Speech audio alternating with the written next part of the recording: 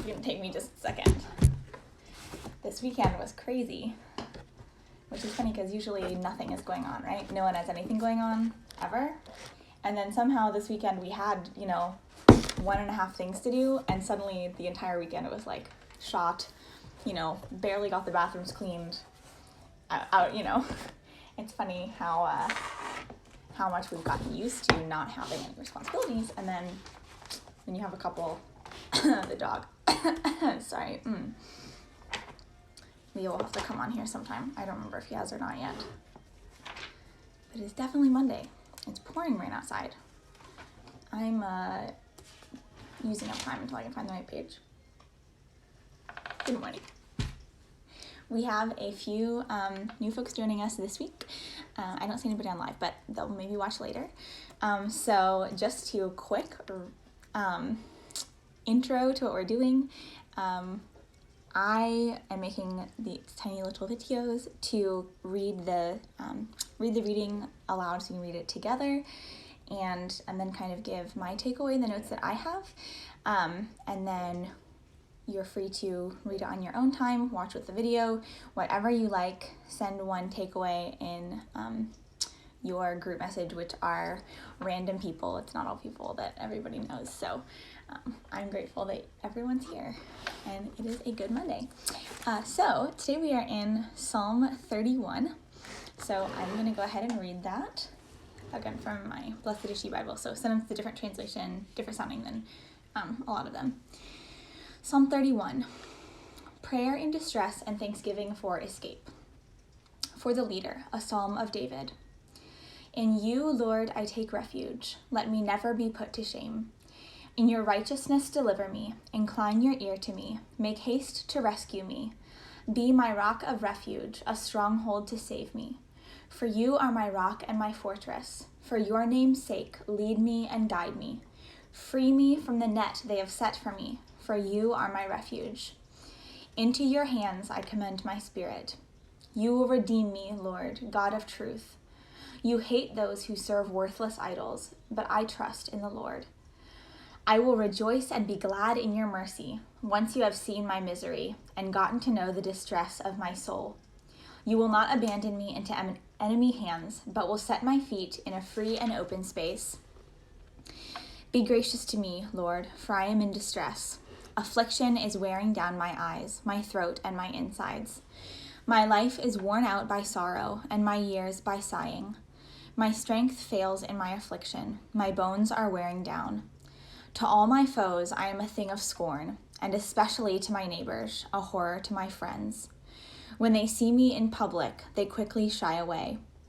I am forgotten, out of mind like the dead. I am like a worn-out tool. I hear the whispers of the crowd. Terrors are all around me. They conspire together against me. They plot to take my life. But I trust in you, Lord. I say, you are my God. My destiny is in your hands. Rescue me from my enemies, from the hands of my pursuers. Let your face shine on your servant. Save me in your mercy. Do not let me be put to shame, for I have called to you, Lord. Put the wicked to shame. Reduce them to silence in Sheol. Strike dumb their lying lips, which speak arrogantly against the righteous in contempt and scorn. How great is your goodness, Lord, stored up for those who fear you. You display it for those who trust you, in the sight of the children of Adam. You hide them in the shelter of your presence, safe from scheming enemies. You conceal them in your tent, away from the strife of tongues. Blessed be the Lord. Marvelously he showed to me his mercy in a fortified city. Though I had said in my alarm, I am cut off from your eyes, yet you heard my voice, my cry for mercy, when I pleaded with you for help. Love the Lord, all you who are faithful to him. The Lord protects the loyal, but repays the arrogant in full. Be strong and take heart, all who hope in the Lord. This is our theme for this week, for our Monday through Friday, is rest in God. And I went back through and read through all of the readings for this week yesterday, and was kind of finishing making some notes on them and stuff like that. And I noticed in the last few Psalms some recurring images I was noticing, started noticing halfway through some recurring images of like sight and God turning to us in these Psalms about rest. And then, so now I'm just reading this again and seeing, oh, that's in this one almost more than ever. That God sees our misery, that incline your ear to me, pay attention to me, God. So that's kind of cool. I'm excited to see how that connects. This, I liked this psalm for this Monday because of the different images of rest in God, and also mentions of God's mercy and the idea of resting in God's mercy. Yesterday was Divine Mercy Sunday for Catholics, is the week after Easter. And it's just a day for specific celebration of the mercy of Christ. One of the things that our priest said yesterday in his sermon was the definition from Latin would be something like a heart for those who suffer, or a heart willing to suffer, disposed to suffer. So I really got a lot from reading this psalm kind of with that lens, thinking about the heart of Christ being willing to suffer for us, and the heart of Christ desiring always to be present with us in suffering, to be with that heart with those who suffer. So then in these verses that speak about God's mercy, I wrote down verse 8, which is, I will rejoice and be glad in your mercy once you have seen my misery. So seen my suffering and gotten to know the distress of my soul. 17 is, let your face shine on your servant, save me in your mercy. And then 23 through 25 at the end talks about God heard my voice, my cry for mercy. The Lord protects the loyal. I really could see in this the psalmist, he kind of talks about God seeing him and knowing him, and he's trusting that once God sees his mercy, God will be with him in that mercy. Or once he sees his misery, his suffering, God will be with him in that suffering, and God's mercy will help him overcome that suffering. I thought it was so cool that the psalmist knows the heart of God so intimately, and just that I've had the chance to think about this concept this weekend because of the Divine Mercy Chapel that we did yesterday. That when God hears of our suffering and when he sees our suffering, his heart is there immediately with us.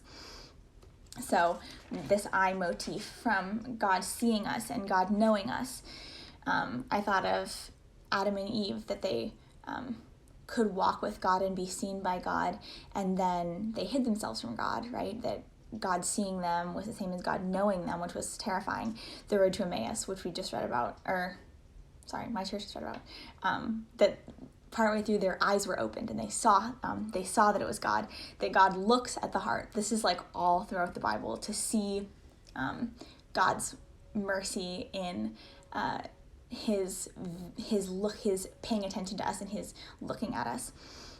So I wanted to finish today with a prayer by Thomas Merton. This is from the Baylor Book of Prayer that I stole from Tierney Boss a while ago. If you know, you know. So this is a prayer. It's in the section called Praise of God from just different Christian traditions, Christian fathers. This is a prayer by Thomas Merton that I would love us to pray together, that I will read. Just kind of let the words sink into you. Listen to what Merton is praying and thinking about the mercy of God and his desire to know us and to have his heart be with us in suffering. The trees indeed love you without knowing you, without being aware of your presence. The beautiful dark clouds ride slowly across the sky, musing on you like children who do not know what they are dreaming of as they play. In the midst of them all, I know you, and I know of your presence. O kind and terrible love which you have given, and which could never be in my heart if you did not love me. I am loved by you, most of all as one who has offended you. I am seen by you under the sky, and my offenses have been forgotten. So I will leave you with that in the psalm, the profundity and awesomeness of being seen by God, and who has in his mercy forgiven our offenses, and been willing to know us and suffer with us in every area. So please enjoy Psalm 31.